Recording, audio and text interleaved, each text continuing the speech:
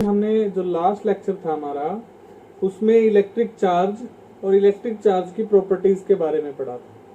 Basically हम electrostatic पढ़ रहे हैं, तो हम स्टैटिक चार्ज से रिलेटेड जितनी भी घटनाएं हैं जैसे कि फोर्स है, फील्ड है या पोटेंशियल है, क्या और जो भी घटनाएं जो स्टैटिक चार्ज की वजह से होती हैं उनको हम स्टडी करेंगे।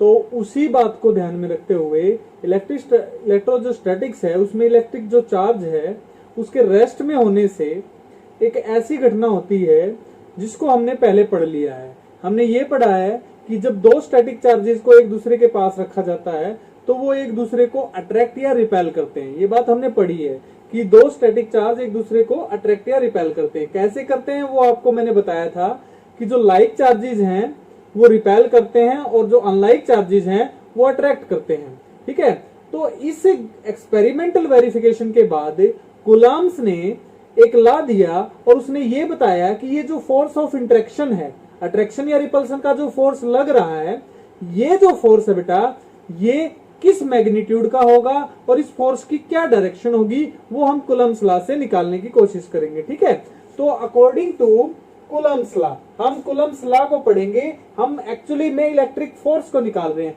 सबसे पहले मैं आपको बता देता हूं कि हम क्या पढ़ने जा रहे हैं, इलेक्ट्रिक फोर्स। क्या पढ़ने जा रहे हैं, इलेक्ट्रिक फोर्स पढ़ने जा रहे हैं। ठीक है, तो इलेक्ट्रिक फोर्स जो है ये क्या है, it is a force of interaction between to charge particles. It is a force of interaction between to charge particles at rest. ये बात आपको ध्यान में रखनी है, जब रेस्ट में दो चार्ज पार्टिकल होंगे तो वो एक दूसरे के साथ इंटरेक्ट करेंगे। उस फोर्स को हमने क्या नाम दिया, इलेक्ट्रिक फोर्स। ठीक है, तो ये जो फोर्स था ये कूलम्ब के द्वारा दिया गया था, इसीलिए हम इसको डिफाइन जो कर रहे हैं वो कूलम्ब्स लॉ से कर रहे हैं। किससे कर रहे हैं बेटा, कूलम्ब्स लॉ से करने की कोशिश करेंगे हम इसको। तो हम पढ़ रहे हैं Coulomb's law. Coulomb's law actually में क्या डिफाइन करता है पता चल गया ना आपको, कि मैग्नीट्यूड ऑफ इलेक्ट्रिक फोर्स बताएगा। ठीक है, तो according to this law the force of interaction between two static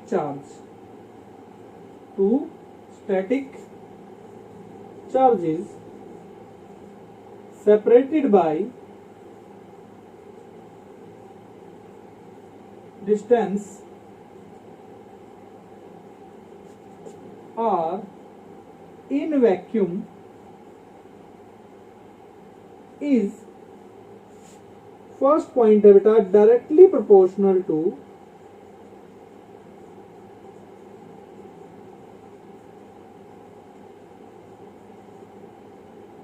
product of magnitude of charges, that is हमारा F जो है वो directly proportional to Q1 Q2 आएगा। दूसरी जो बात है एक्सपेरिमेंटली क्या पाई गई कि ये सारा का सारा जो इसने लॉ में दिया है वो एक्सपेरिमेंटल बेस्ड है। ठीक है, तो दूसरी क्या बात मिली कि inversely proportional to square of distance between them, that is F is inversely proportional to R square। तो इन दोनों की दोनों टर्म्स को कंबाइन करके मैग्नीट्यूड ऑफ फोर्स को निकाला जा सकता है। तो इन दोनों टर्म्स को जब हमने मैथमेटिकली निकाला तो कंबाइन करने के बाद हमें क्या रिजल्ट मिला, जो फोर्स था उसका मैग्नीट्यूड कैसे लिखा जाएगा, F इज इक्वल टू, या हम ये कहें कि proportional to Q1 Q2 upon R square. Proportionality के निशान को हटाएंगे तो F is equal to K Q1 Q2 upon R square. यहाँ पर ये जो K है ये कांस्टेंट ऑफ प्रोपोर्शनलिटी है बेटा, ठीक है। और इसकी जो वैल्यू होती है K की वो 1 होती है जब हम CGS सिस्टम में इसको यूज करते हैं, फोर्स को, ठीक है, चार्जेस को, इनकी वैल्यूज को। अगर हम ऐसा ही सिस्टम में यूज कर रहे हैं तो 1/4 पाई एप्सिलॉन नॉट इन, ठीक है, ये इसकी वैल्यू होती है। और ये वैल्यू किसके बराबर होती है? K की value 9 × 10⁹ newton metre square upon coulomb square. ये कहां से आई? देखिए, newton metre square coulomb square, यहां से ये रिजल्ट आ गया। तो ये K की वैल्यू रहेगी, ठीक है। अब ये जो K है ये आपको डायरेक्टली आपको पता चल रहा है ये एप्सिलॉन नॉट पे डिपेंड कर रहा है। तो एप्सिलॉन नॉट एक्चुअली में हमें पता होना चाहिए कि क्या होता है। तो हम इस फोर्स में एप्सिलॉन नॉट की बात करेंगे पहले कि एप्सिलॉन नॉट जो है वो क्या होता है। ये होता है आपका एब्सोल्यूट परमिटिविटी, ठीक है, जो हमें ये बताती है कि कोई मीडियम में अपने अंदर जब चार्जेस को रखा जाता है किसी मीडियम में तो वो कितने फोर्स को अलाउ करता है बिटवीन दीज चार्जेस, ठीक है। तो एब्सोल्यूट परमिटिविटी की वैल्यू जो 8 × 10⁻⁻12, ठीक है। अब इसकी वैल्यू क्या आएगी? अगर हम यहां से निकालें कि K की वैल्यू, अगर हम F is equal to 1/4 pi epsilon naught Q1 Q2 upon R square लेते हैं तो एप्सिलॉन नॉट का फॉर्मूला जो बनेगा Q1 Q2 upon 4 pi F into R square बन रहा है। तो इसके बेसिस पे कूलम्ब स्क्वायर पर न्यूटन पर मीटर स्क्वायर, ये इसकी क्या आ जाएगी बेटा? यूनिट आ जाएंगी। तो कूलम्ब स्क्वायर पर न्यूटन पर मीटर स्क्वायर, ये इसकी यूनिट हो जाएंगी। तो आपको पता चल गया कि एप्सिलॉन नॉट क्या है? परमिटिविटी है। बेसिकली मैंने जो ये आपको डिफाइन किया है इसको अगर हम ग्राफिकली समझने की कोशिश करें या हम इसको इन टर्म्स ऑफ डायग्राम समझें तो ये देखिए, 2 पॉइंट चार्जेस लेने, मान लिया ये Q1 चार्ज है और ये दूसरा पॉइंट चार्ज है Q2, ठीक है। तो ये दोनों चार्जेस एक दूसरे से सेपरेट हैं r डिस्टेंस से, ठीक है। तो ये दोनों चार्जेस एक दूसरे को आइदर अट्रैक्ट करेंगे और रिपेल करेंगे। अब ये बात आती है कि कब अट्रैक्ट करेंगे कब रिपेल करेंगे, वो मैं बता चुका हूं कि अगर ये दोनों पॉजिटिव चार्ज हैं तो ये दोनों एक दूसरे को क्या करेंगे? रिपेल करेंगे, ठीक है। इसी प्रकार से दोनों नेगेटिव चार्ज हैं तो भी रिपेल करेंगे, और एक पॉजिटिव है और दूसरा नेगेटिव है तो फिर ये एक दूसरे को क्या करेंगे? अट्रैक्ट करेंगे। तो ये बात आपको क्लियर हो गई कि कब अट्रैक्शन होगा कब रिपल्सन होगा। यहां पे मैं लिख देता हूं, इस केस में क्या हो रहा है? अट्रैक्शन हो रहा है। यहां पे अगर हम बात करें इन दोनों सिचुएशन में क्या हो रहा है बेटा? रिपल्सन हो रहा है, ठीक है। तो आपको पिक्चर क्लियर होगी कब अट्रैक्शन हो रहा है कब रिपल्सन हो रहा है। तो अब हम बात करते हैं कि इसका, अब हमें अट्रैक्शन रिपल्सन का तो पहले से ही पता है। अब हम बात करते हैं कि मैग्नीट्यूड कैसे निकाला हमने। तो इन पॉइंट चार्जेस में एक दूसरे पर जो फोर्स लगाया r डिस्टेंस से सेपरेटेड है Q1 और Q2।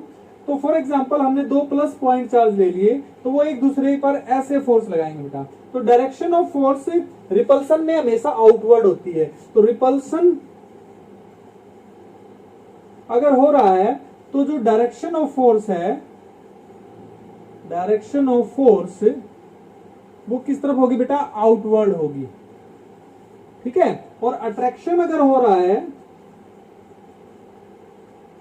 तो जो डायरेक्शन ऑफ फोर्स रहेगी वो क्या रहेगी? इनवर्ड रहेगी। तो आपको ये बात समझ में आ गई, क्लियर हो गई पिक्चर। अब मैग्नीट्यूड हमने पढ़ लिया, तो इसके बेसिस पे अगर हम इस डिस्टेंस को r को बढ़ाएंगे, यानी कि इन चार्जेस के बीच की सेपरेशन बढ़ा देंगे तो फोर्स वीक हो जाएगा, ठीक है। और वीक हो जाएगा तो इस फॉर्मूले के अकॉर्डिंगली अगर हम इसका ग्राफ बनाएं, क्योंकि ग्राफिकल रिप्रेजेंटेशन भी हम इनकी साथ साथ कर रहे हैं, तो अगर हम रिप्रेजेंटेशन करें तो ग्राफ अगर हम बनाएं, मैं f का r स्क्वायर के साथ ग्राफ बनाता हूं तो मुझे ग्राफ मिलेगा इस प्रकार से, ठीक है, क्योंकि डिक्रीज हो रहा है। क्लियर होगी बात। और अगर 1/r² के साथ बनाते हैं ग्राफ को, इसी ग्राफ को, f के ग्राफ को, 1/r² की स्केल में बनाते हैं तो ग्राफ आएगा बेटा ये स्ट्रेट लाइन।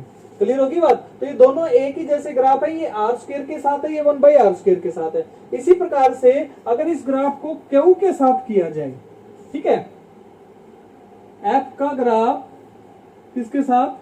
Q के साथ किया जाए तो Q² में आ रहा है, तो Q² में आ रहा है तो बेटा ये ग्राफ 0 से ऐसे बढ़ेगा। तो ये नेचर ऑफ द ग्राफ है, किस प्रकार से हमारा फोर्स है, जो कोलंबियन फोर्स है, वो वेरी करता है with the magnitude of force as well as with the magnitude of distance. ठीक है, तो ये हमें पता चल गया। अब फोर्स अट्रैक्शन या रिपल्सन का है वो मैंने बता दिया है कि जब दोनों का प्रोडक्ट Q1 और Q2 ग्रेटर देन 0 आए, ग्रेटर देन 0 मतलब पॉजिटिव टर्म आए, क्या टर्म आए? पॉजिटिव टर्म आए। ठीक है, तो उस केस में हमेशा क्या होगा बेटा? रिपल्सन होगा। क्या होगा? रिपल्सन के केस में ये सिचुएशन होती है। अगर हम अट्रैक्शन की बात करें तो Q1 और Q2 जो रहेगा हमारा, ये मैंने नीचे लिखा भी था लेकिन अब मैं मैथमेटिकली भी साथ साथ बता रहा हूं। Q1 Q2 का प्रोडक्ट 0 आएगा, लेस देन 0 आएगा, मतलब नेगेटिव आएगा। तो नेगेटिव आ रहा है तो फोर्स कैसा है? अट्रैक्शन है। डायरेक्शन मैंने आपको बता दी, तो आपको कूलम्ब्स लॉ एक्चुअली में समझ में आया। ठीक है, अब हमें कूलम्ब्स लॉ पढ़ने के बाद हमें जो ये टर्म दी गई थी ये वैक्यूम में दी गई थी बेटा, लेकिन कूलम्ब्स लॉ तो हर मीडियम के लिए एप्लीकेबल है कि किसी भी मीडियम में अगर हम चार्जेस को रख देंगे सेपरेट करके तो फोर्स लगेगा ही लगेगा। तो फोर्स इन एनी मीडियम, किसी भी मीडियम में अगर फोर्स लगाना है तो कोलंबियन फोर्स क्या लगेगा बेटा? वो इसी फार्मूले से आएगा, तो एप्सिलॉन m आ जाएगा। यहां पर अब ये मीडियम की परमिटिविटी आ जाएगी, मीडियम्स परमिटिविटी।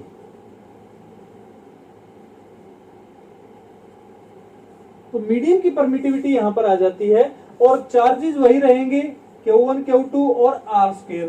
ठीक है, तो ये आ जाएगा। अब अगर हम ध्यान से देखें, अगर हम वैक्यूम में फोर्स जो निकाला था और जो मीडियम में जो फोर्स निकाला था, दोनों की रेशो लें तो 1/4πε0 Q1 Q2 upon r²। Distance same है। एक बार इन चार्जेस को मीडियम में रखा, एक बार ε0 का मतलब क्या है? वैक्यूम में रखा, और एक बार इन्हीं चार्जेस को अगर हमने मीडियम में रख दिया, उतनी ही दूरी पर रख दिया, तो देखिए ये टर्म कैंसिल हो रही है, ये टर्म कैंसिल हो रही है, तो हमारे पास रिजल्ट आ गया बेटा, ये m आएगा।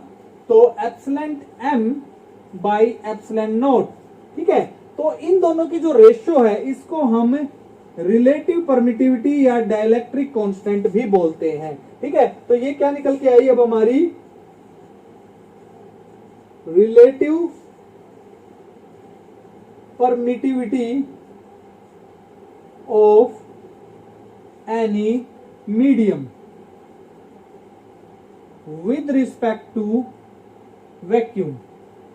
तो वैक्यूम के विद रिस्पेक्ट टू बेटा हम किसी भी मीडियम की रिलेटिव परमिटिविटी निकाल सकते हैं। तो मीडियम की परमिटिविटी अगर निकालनी है तो उसका फॉर्मूला हो गया, उस रिलेटिव परमिटिविटी को किससे मल्टीप्लाई कर दो?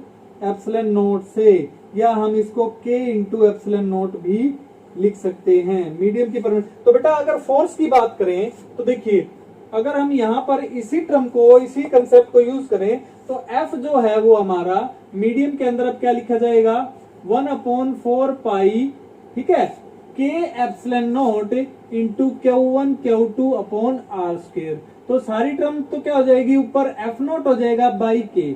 तो Fm is equal to F0 by k। तो ये रेशियो है बेटा। इस प्रकार से हम फोर्स भी कैलकुलेट कर सकते हैं दो चार्जेस के बीच का। अगर हमें वैक्यूम में फोर्स पता है और पर्टिकुलर मीडियम का डाइलेक्ट्रिक कांस्टेंट पता है, तो भी हम क्या कर सकते हैं बेटा? उस मीडियम के अंदर उन चार्जेस के बीच में कितना फोर्स लगेगा वो कैलकुलेट कर सकते हैं। तो ये बात आपको क्लियर हो गई। अब एक और इंपॉर्टेंट बात है बेटा कि ये जो फोर्स है, कोलंबियन फोर्स जो है, इसको इलेक्ट्रोस्टैटिक फोर्स भी बोलते हैं, कोलंबियन फोर्स भी बोलते हैं। ये फोर्स हमेशा जब हम इस फोर्स को ध्यान से देखेंगे तो ये फोर्स हमेशा, अगर ये चार्ज Q1 है और ये चार्ज Q2 है, तो it acts always along the line joining the two charges. ठीक है, तो फोर्स हमेशा इस लाइन पे लगेगा, इसीलिए इस फोर्स को हम सेंट्रल फोर्स भी बोलेंगे।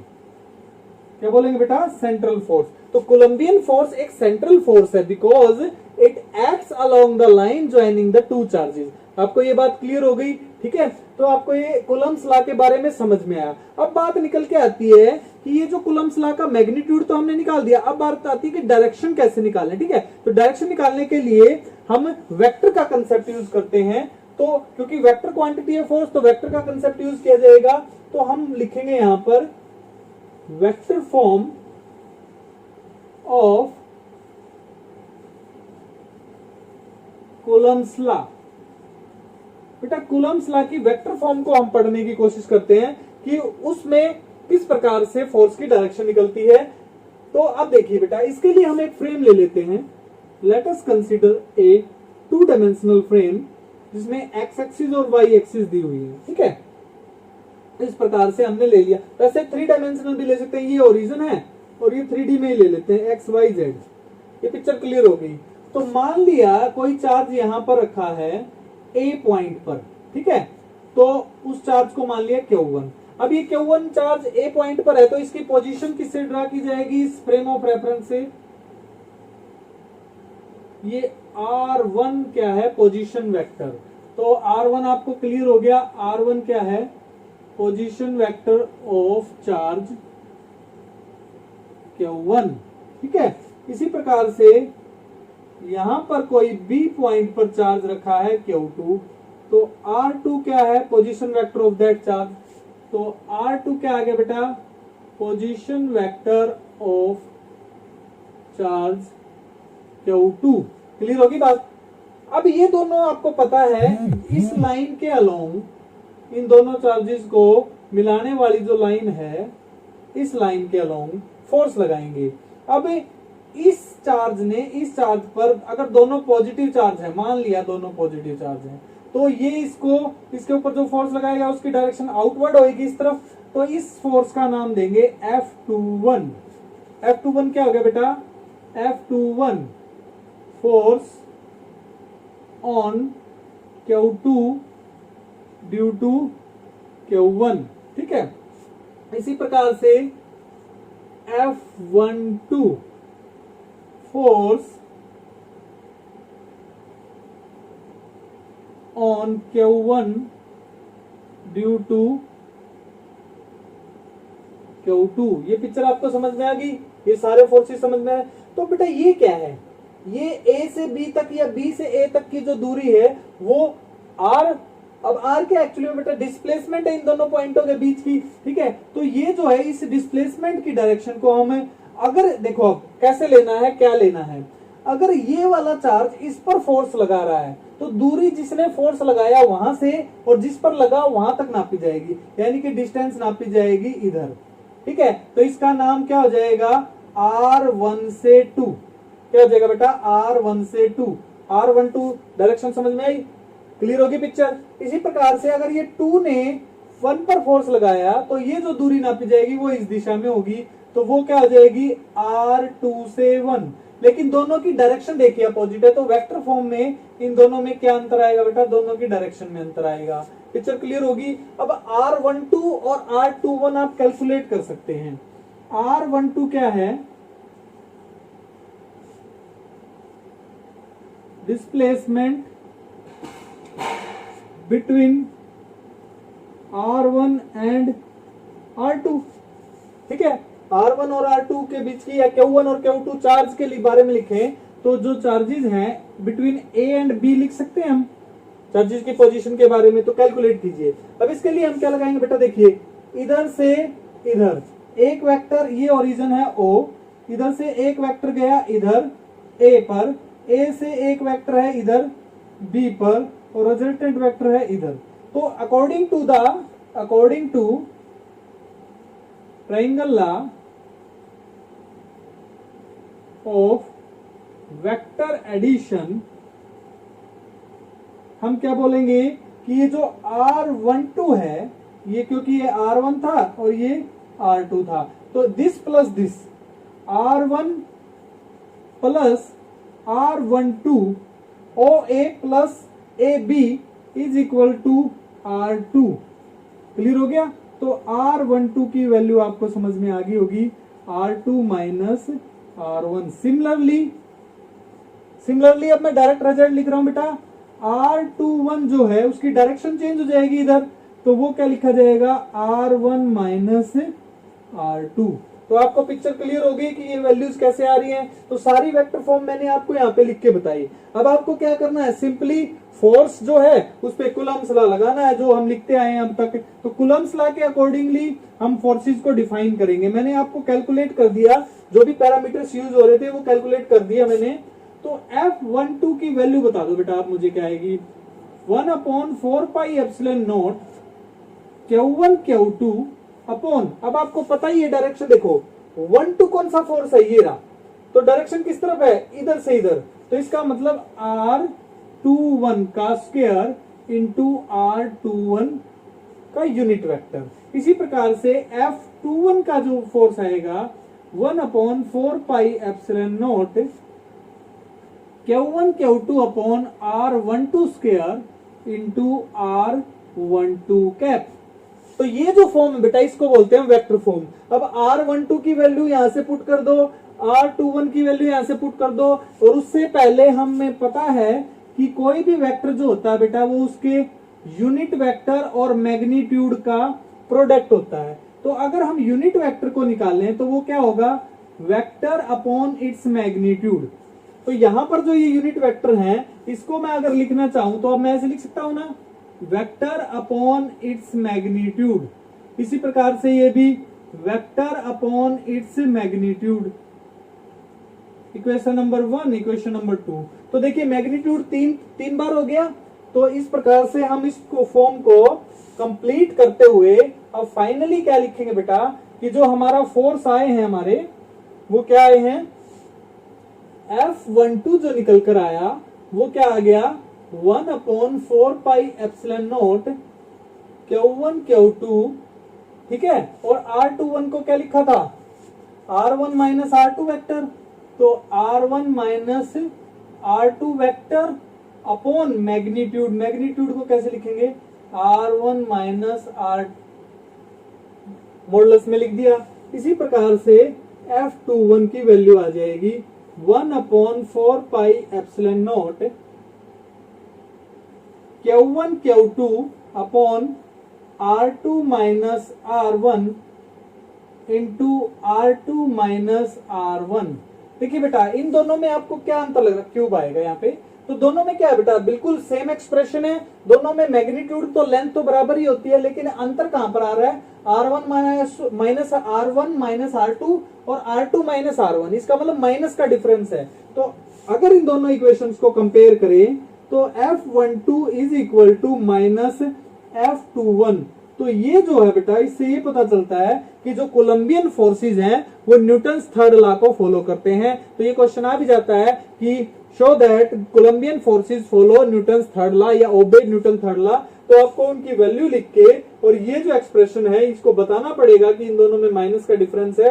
तो इसीलिए यहां पर ये रिजल्ट आता है। और इस टर्म को भी मैं कंप्लीट करके लिख देता हूं माइनस के डिफरेंस को, कि R12 एक्चुअली में वेक्टर जो है वो माइनस R21 वेक्टर के बराबर है। तो आपने आज क्या पढ़ा कि जो कूलम्स लॉ है वो जो लॉ है वो दो स्टैटिक चार्जेस के बीच में फोर्स जब भी डिफाइन करना होगा तो उसके बारे में बताएगा, ठीक है। और इसके अलावा उस कूलम्स लॉ का मैग्नीट्यूड और वेक्टर फॉर्म पर